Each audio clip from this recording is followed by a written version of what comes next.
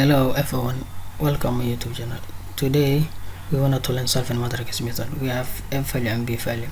I wanted to get a inverse determinant x and b. So let us start. Equal matrix inverse. Select the number is, close the bracket and say Ctrl Shift Enter. Now we have inverse.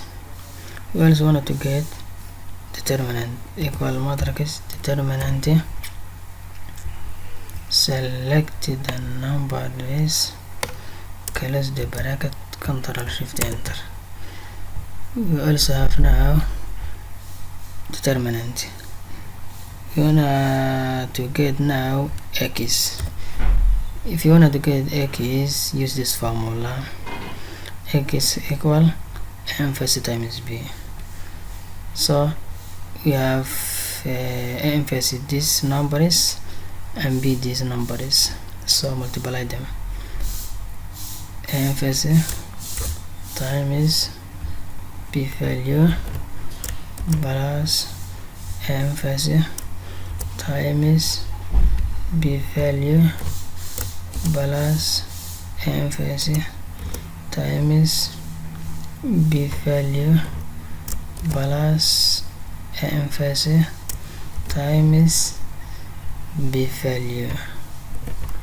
Enter, and then direct to get other numbers.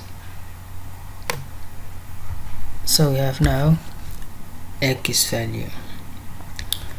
We also wanted to get b, and we are using this formula. For a numbers times x numbers, these are numbers and these x numbers, multiply them also. Equal f value times x value plus f value times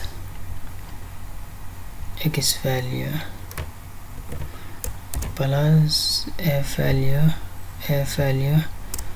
times x value plus f value times x value. Enter, and then drag now. So we have now b value.